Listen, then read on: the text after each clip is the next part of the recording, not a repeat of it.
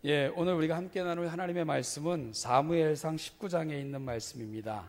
사무엘상 19장 18절부터 24절 말씀입니다. 사무엘상 19장 18절부터 24절 말씀 교독하겠습니다. 다윗이 도피하여 라마로 가서 사무엘에게로 나아가서 사울이 자기에게 행한 일을 다 전하였고 다윗과 사무엘이 나요소로 가서 살았더라.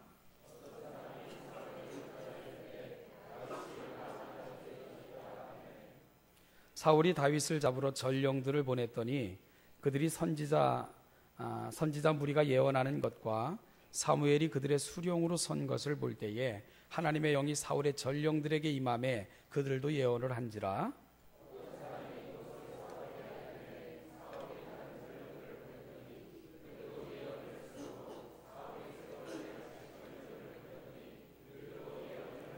이에 사울도 라마로 가서 세구에 있는 큰 우물에 도착하여 물어 이르되 사무엘과 다윗이 어디 있느냐? 어떤 사람이 이르되 라마 나요스에 있나이다.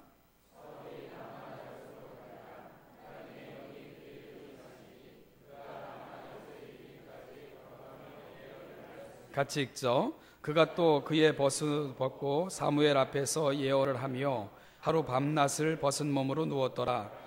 그러므로 속담에 이르기를 사울도 선지자 중에 있느냐 하니라. 아멘. 은퇴 후에 고향인 라마에 살면서 그 곁에 모여든 선지자 생도들을 가르치고 있었던 이스라엘의 위대한 선지자 사무엘은 어느 날 뜻밖의 방문객을 맞이합니다. 다윗이 그곳을 찾아온 것입니다. 사실 다윗과 사무엘의 인연은 꽤 오래된 인연이죠. 하나님께서 이스라엘의 새로운 지도자를 세우라는 명을 사무엘에게 주셨을 때 사무엘이 뿔에 기름을 채워 먼 길을 떠나 이새의 집에 이르게 됐고 그곳에서 만났던 사람이 다윗이었기 때문입니다. 그리고 이후로 다윗과 사무엘이 만났다는 특별한 기록이 없는데요. 오늘 사무엘이 아주 뜻밖의 방문을 받게 된 것입니다. 그런데 그곳을 방문한 다윗은 사실은 단순한 방문객이 아니라 도망자 신세였습니다. 그는 죽이려고 하는 사울을 피해 급히 라마로 도망하여 사무엘에게 이르렀던 것입니다. 라마에 도착한 다윗이 들려주는 이야기는 참으로 안타까운 이야기였습니다. 블레셋과의 전투에서 골리앗이라는 정말 대적할 사람이 없을 정도의 거대한 장수를 다윗이 넘어뜨림으로 사울과 이스라엘 백성들을 구하니가 다윗이었습니다. 또한 전쟁이 있는 곳마다 전쟁터를 누비면서 수없이 많은 승리를 사울에게 가져다 주었고요. 또 사울을 위기로부터 많은 순간 구해냈던 인물 역시 다윗이었습니다. 그런데 그러면 그럴수록 사람들에게 다윗의 이름이 각인되어지고 또한 익숙한 이름이 되고 또한 인기가 높아지면 높아질수록 다윗을 향한 이 사울의 불안감은 커졌고요. 급기야는 다윗을 죽여야만 자기와 자기 가족, 자기 자손들이 평안하겠다. 사울은 그렇게 생각하기에 이르렀던 것입니다. 이후로 다윗을 죽이려고 하는 사울의 흉계는 점점 더 강폭해져 가기만 했습니다. 심지어 다윗이 다른 맘 먹지 못하도록 아예 사위를 삼아버리거든요. 그러니까 딸을 다윗에게 준 것입니다. 그러면 미움도 사라져야 되는 것 아니겠습니까? 그럼에도 불구하고 인간의 참 악함은 딸을 그러니까 다윗을 사위 삼았음에도 불구하고 그 다윗을 향한 그런 어떤 그 질투와 시기, 미움은 사그라들지가 않았습니다. 그리고 급기야 다윗이 집에 있을 때 사병들, 첩자까지 그의 집에 보내면서 다윗을 죽이려고 하는 그런 흉계를 내기에 이르게 됐던 것입니다. 이를 알아챈 사울의 딸이자 다윗의 부인이었던 미갈이 남편을 몰래 이 밤에 간신히 야간 도주하도록 도와주었기에 다윗은 살아남았지요. 그렇지 않았으면 사울의 손에 죽임을 당했을지도 모를 그런 급박한 상황들이 늘 다윗에게 임하게 됐던 것입니다. 그래서 다윗은 할 수 없이 위대한 민족의 지도자였고 선지자이며 라마에 있는 라얏에서 선지자들의 리더로 활동하고 있는 사무엘에게 이르게 됐던 것이고요. 그 사무엘을 만난 다윗은 그 마음에 담겨진 정말 누구에게도 꺼내기 힘들었던 이야기를 털어놓고 있었던 것입니다. 다윗이 사울을 통하여 도망한 곳 라마나얏, 오늘은 그 라마나얏이라는 곳에서 일어났던 이야기를 함께 나누면서 2015년 우리 사랑하는 신원예담교회와 우리가 어떤 모습으로 하나님 앞에 서야 될 것인가 하는 부분들을 오늘 좀 묵상하는 시간을 갖고자 합니다. 특별히 라마나얏이라는 곳을 오늘 2015년 첫 해 설교로 여러분에게 삼은 것은 과거에 제가 새벽기도 때 한번 나누었던 적이 있었던 본문이었던 것 같은데요. 구체적으로 라마나얏을 교회의 어떤 모델로 제시하는 학자들이 참 많습니다. 그래서 학자들은 이 라마나얏이라는 곳을 어떤 측면에서 이 교회의 모델로 제시하고 있는가, 이 부분을 우리가 함께 묵상하는 가운데 2015년 우리 사랑하는 신원예담교회는 어디로 나아가야 되며 하나님을 향한 우리의 소망은 어디를 향해 나아가야 되는가 하는 부분들을 함께 나누어 볼 수 있는 그런 시간이 될 수 있기를 간절히 소망합니다. 먼저 이 라마나얏이라는 곳, 이 다윗이 사울의 흉계와 괴계를 피해 이제 라마에 있는 사무엘에게까지 이르게 됐고요. 사무엘은 라마에 있는 지역 중에 나얏이라는 곳으로 다윗을 이끌게 되고 그곳에서 이제 사무엘과 다윗은 함께 당분간 이렇게 지내게 됐는데, 그런데 이런 다윗이 흘러 들어갔던 라마나얏도 안전하지 못했죠. 왜냐하면 라마나얏이라는 곳으로 다윗이 흘러 들어갔다는 소식은 다 사울에게도 이렇게 전해졌기 때문에 그렇습니다. 그래서 이 다윗을 잡아오라고 사울은 몇 번에 걸쳐서 전령들을 보내게 됩니다. 그런데 여러분, 어떤 일이 벌어졌습니까? 다윗을 잡으러 갔던 전령들이 라마나얏이라는 곳만 가면 자신들이 왜 이곳에 왔는가를 잊어버리는 거예요. 그래서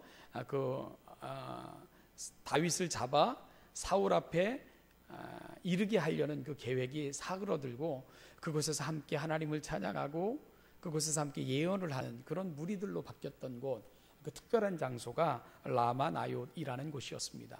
그런데요, 3차에 걸쳐서 전령을 보냈는데 3번에 걸쳐서 보냄을 받은 전령들이 다 그와 같이 바뀌는 거예요.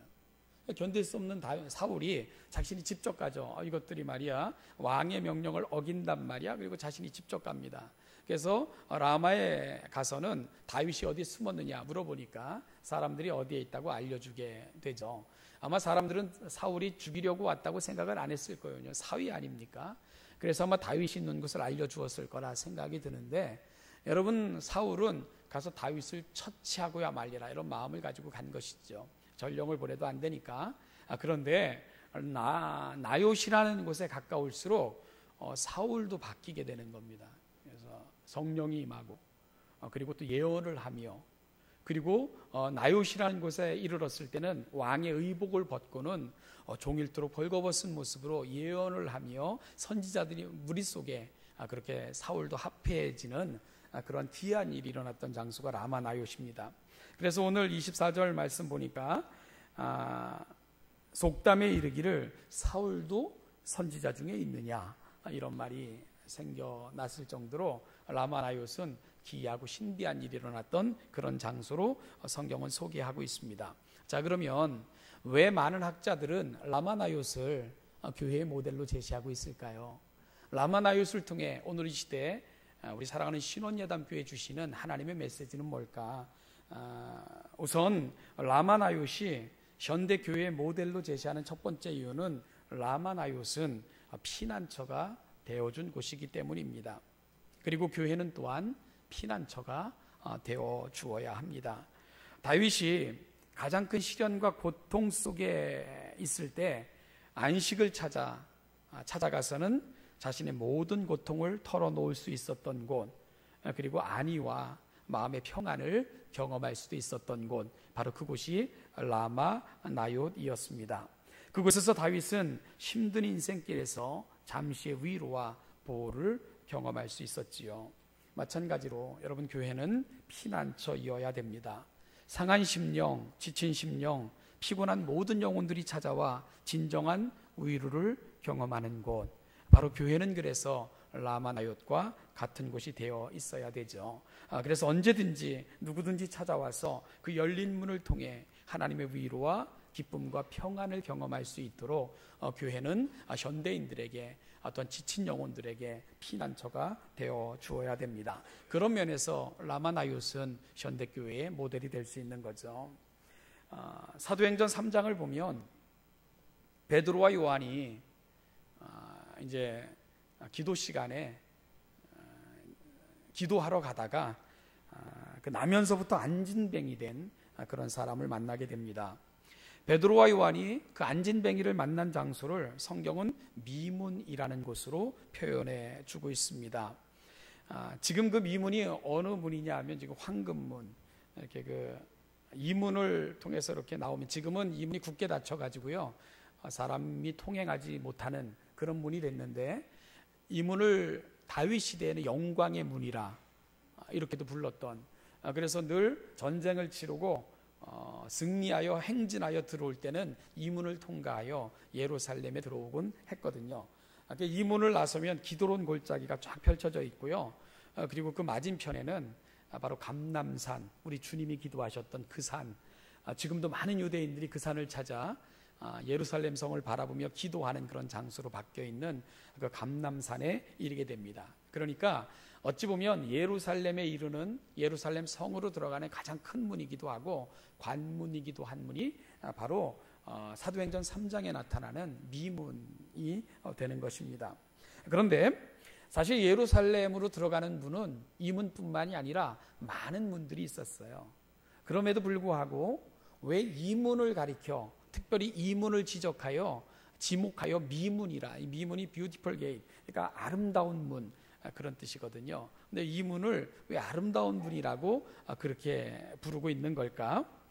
그러니까 유대인의 역사가였던 요세푸스는 이 문이 고린도 건축 양식을 빌어 특별히 재료조차도 고린도에서부터 직접 수입하여 정말 그 특별한 재료, 뭐 구리와 은, 금을 이렇게 그 도금해서 이게 태양이 뜨면 그 찬란함이 이렇게 비칠 정도로 그렇게 아름답게 만들어진 문이기 때문에 사람들은 그 문이 지어진 이후로 미문이라 이렇게 불렀다고 그의 역사를 통해서 전하기도 하는데요. 그런데 또 한 가지, 이 문이 미문으로 불리게 됐던 그 역사를 또 다른 사람은 이렇게 전합니다.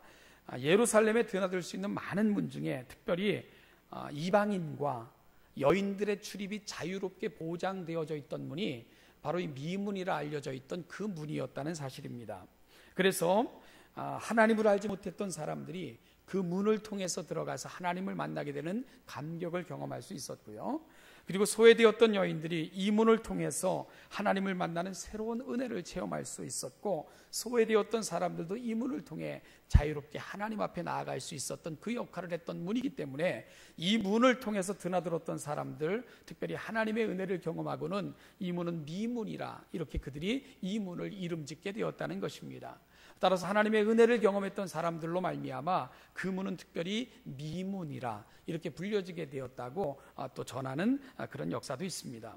사랑하는 신혼여담교 성도 여러분, 우리 사랑하는 교회가 드나드는 많은 사람들을 통해 정말 이 교회의 문이 아름다운 문입니다.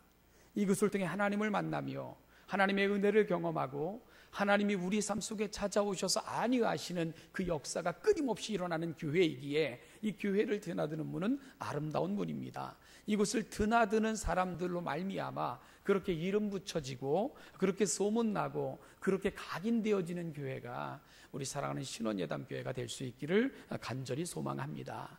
우리끼리 좋다, 우리끼리 싫다 이러는 것이 아니고 정말 이곳을 드나드는 사람들, 이곳을 경험했던 사람들, 이곳을 보면서 하나님의 은혜를 누렸던 사람들의 입을 통해 이곳이 정말 아름다운 곳이며, 이곳을 드나드는 문은 정말 아름다운 문이며, 이곳에는 하나님의 위로와 은혜와 평강이 있기에 진정 아름다운 장소입니다, 이렇게 불려지고 소문나고 이름되어지는 그런 교회가 바로 사랑하는 우리 신원여담교회가 될 수 있기를 간절히 소망합니다.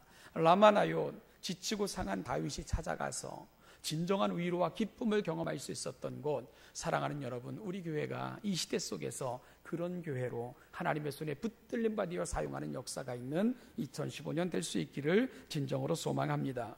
두 번째로요, 라마나요스는 성령의 역사가 있었던 곳이기에 현대학자들은 라마나요스를 현대교회의 모델로 또한 제시를 합니다. 마찬가지로 교회는 늘 성령의 충만을 경험해야 합니다. 라마나요세는 사무엘과 선지자들의 무리들이 함께 모여 있었습니다. 그곳에서 사무엘은 수장 노릇을 했지요. 사무엘은 많은 선지자들을 가르치는 스승의 역할도 했습니다. 그리고 그들이 머물러 있었던 그곳에는 항상 성령으로 충만한 그런 공동체가 형성이 됐고요. 성령이 충만하자 그들은 예언을 하는 거룩한 무리들로 바뀌어 있었던 것을 성경은 증언하고 있습니다. 그러자 그곳에 있는 다윗을 잡으려고 사울 왕의 보냄을 받았던 사울 왕의 전령들도 그곳만 도착하면 성령의 충만함을 받고 함께 예언하는 무리 속에 거하는 그런 역사가 일어나기도 했지요. 나중에 온 이 사울조차도 그곳에 이르렀을 때에 그곳으로 가까이 가는 순간 하나님의 영의 거룩한 감동하심을 받아 자신이 왜 그곳에 왔는가, 다윗을 죽이려고 왔다는 그 사실조차 잊고는 그 선지자들의 무리 속에서 예언하며 하나님을 찬송하는 그런 무리로 바뀌어졌던 역사가 라마나요스에서 일어나고 있었던 것을 우리가 보게 됩니다. 여러분, 이 예언을 하였다, 이건 비몽사몽간에 자신들도 모르는, 자신들의 의지와는 상관없는 혼란과 혼돈을 경험했다, 그런 뜻이 결코 아닙니다. 요즘 그 예언이라는 말이요, 하도 잘못 사용되는 경우가 많고요. 그리고 한국교회를 혼란스럽게 만드는 그런 용어인데, 성경에서 예언을 한다고 얘기할 때 그 말의 대부분은 하나님의 말씀이 그들 속에 충만히 거했던 사실을 설명할 때 예언이라는 말을 많이 사용하고 있다는 것을 우리가 놓치지 말아야 됩니다. 이것은 이곳저곳을 방문하여 이 사람 저 사람을 방문하여 미래를 예언해주고 점치는 점쟁이 같은 역할을 하는 것과는 전혀 다른 측면의 이야기라는 것을 분명히 알아야 됩니다. 성령이 임하시고 예언을 하면서 여러분, 그들이 어떻게 바뀌고 있습니까?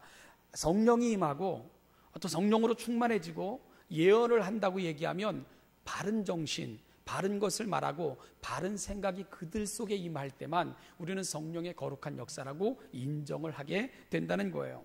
여러분, 오늘 본문을 통해서 그 사실을 확인할 수 있지 않겠습니까? 사울의 전령들이 그곳에 왜 도착을 했죠? 사울이 왜 그곳을 찾게 됐습니까? 악한 생각 가지고 도착한 거잖아요.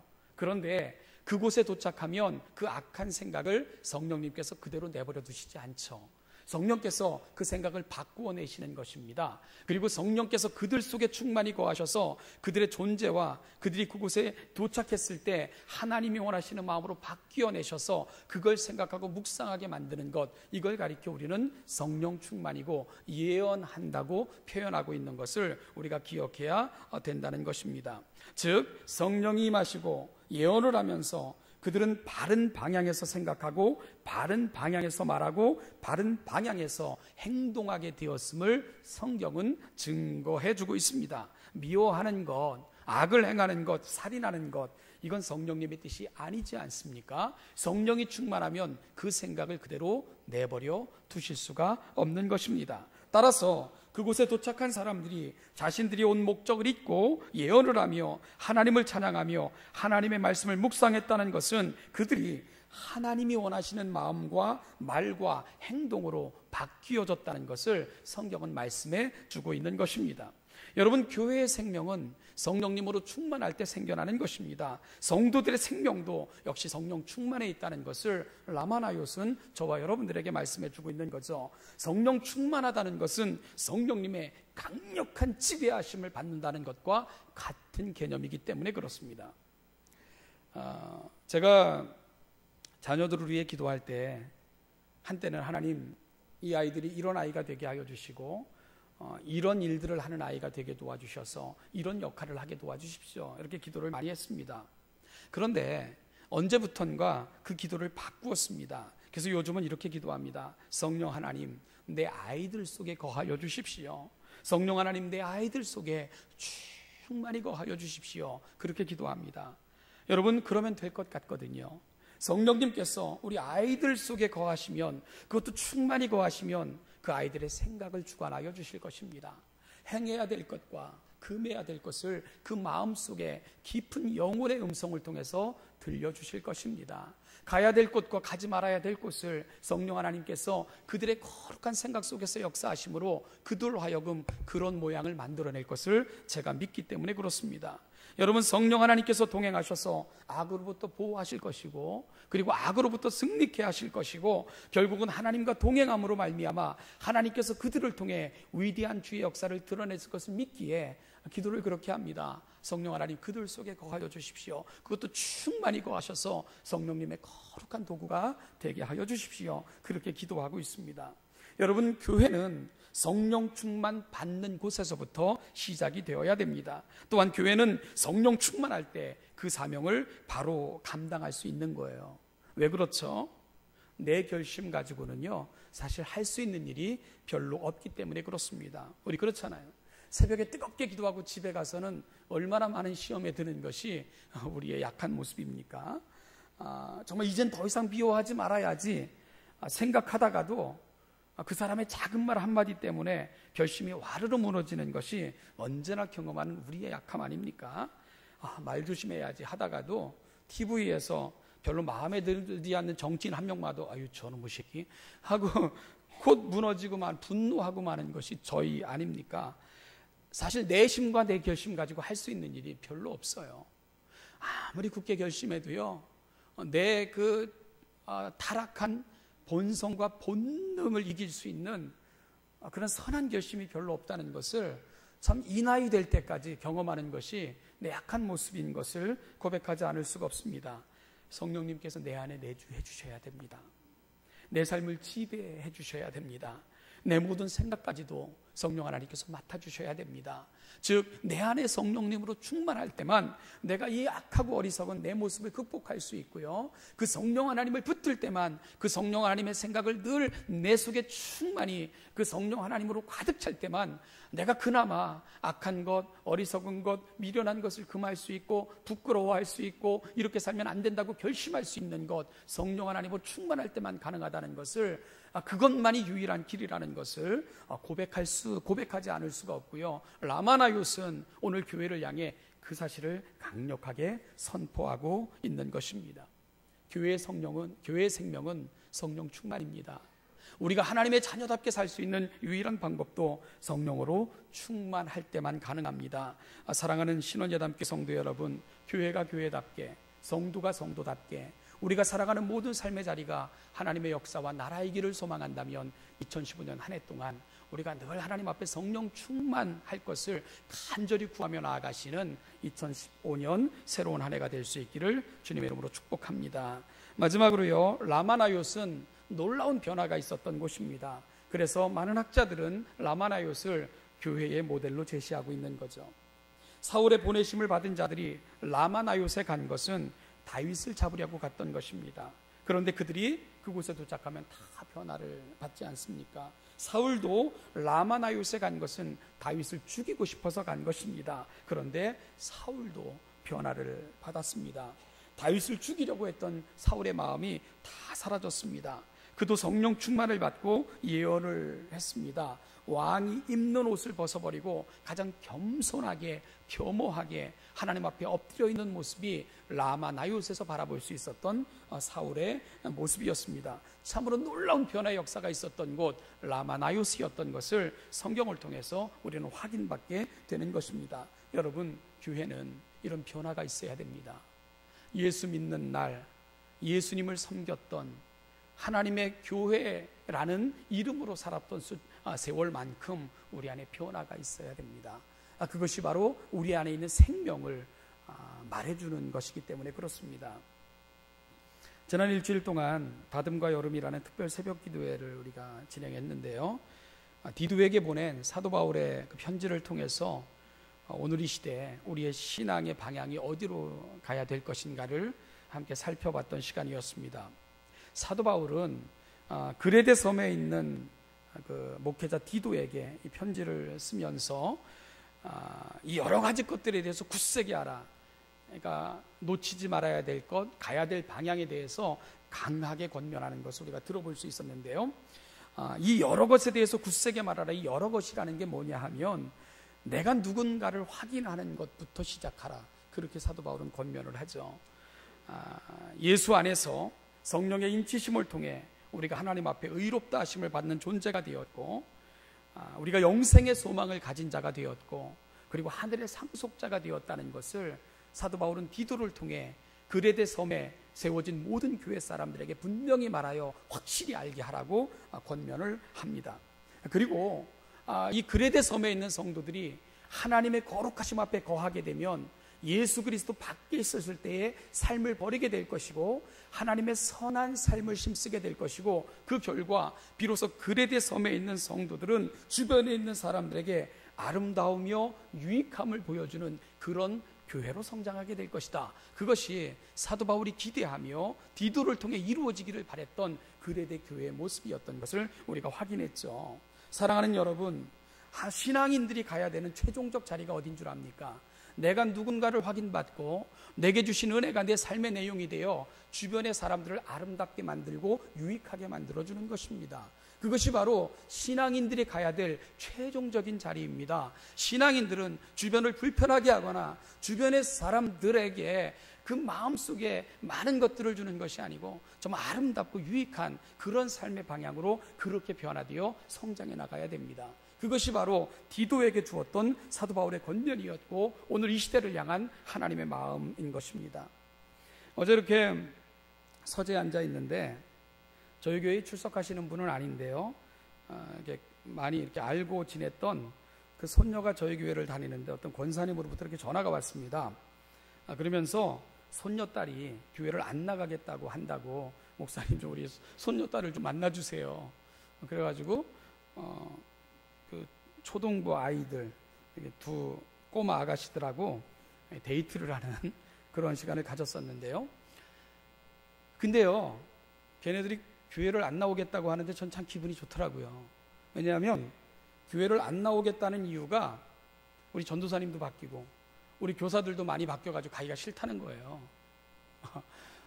저는 그걸 보면서 왜 기뻤냐 하면 우리 한 해 동안 정말 우리 주일학교 선생님들 또 교육자들 또 많은 분들이 그 아이들 속에 정말 소중하고 귀한 것을 심어놨구나 이런 생각이 들었기 때문입니다. 물론 뭐 사람 보고 교회 나오는 거 아니라지만 어디 뭐 아이들이 그런가요? 그건 여러분처럼 성숙한 사람들의 이야기죠. 정말 그 아이들 속에 함께했던 지난 시간들이 아름다움과 함께했던 시간이 행복함으로 남아있구나, 그런 생각이 들었기 때문에요, 오히려 기분이 좋더라고요. 이제 그 아이들을 더 성숙한 모습으로 만들어가는 것은 2015년도를 맡은 우리 또 교육자 선생님들 저희들의 역할로 그렇게 남겨진 것이겠지요. 사랑하는 신원예담교회 성도 여러분, 2015년 정말 하나님의 말씀이 우리 가운데 역사하여 우리 삶이 바뀌고 우리가 정말 선한 일을 힘쓰는, 선한 일을 하기 위해 기회를 잡고 디도서에서 사도 바울이 했던 이야기들입니다. 그리고 결국은 더불어 살아가는 사람들, 공동체에게 아름다움과 유익을 만들어내는 그런 복된 교회가 저희 신원예담교회가 될 수 있기를 소망하고, 여러분 서로가 서로의 삶 속에 아름다움으로 그리고 유익함으로 다가가시고, 또 누군가는 우리를 통해 예수 그리스도 안에 있는 그 아름다움과 예수 그리스도 안에 그 유익함을 경험하는 아름다운 도구들로 사용되어지는 귀한 하나님의 백성들 되시기를 주님의 이름으로 축복합니다.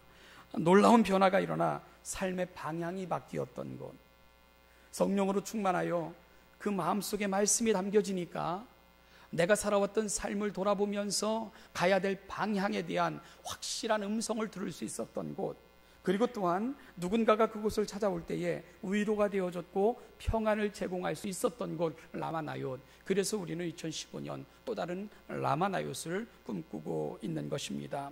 사랑하는 신원예담교회 성도 여러분, 많은 사람들이 지치고 상한 마음으로 왔다가 위로받고 돌아가는 공동체가 우리 신원예담교회 공동체가 될 수 있기를 소망합니다. 이곳에서 기도할 때에 생각이 바뀌고 내가 살아왔던 가치관이 바뀌어 하나님의 영광을 바라볼 수 있는 변화가 있는 공동체로 나아가는 2015년이 될 수 있기를 간절히 소망합니다. 하나님의 말씀의 토 위에 성령의 충만하심을 경험하여 우리가 나아가야 될 방향을 분명히 정하고 하나님이 원하시고 기뻐하시는 그 삶의 자리로 끊임없이 달려나가 우리가 더불어 살아가는 사람들에게 아름다움과 유익함을 제공하는 그런 하나님의 교회로 성장해가는 2015년이 될 수 있기를 간절히 축복합니다. 이를 위해 함께 기도해 주시기를 부탁합니다. 기도하시겠습니다.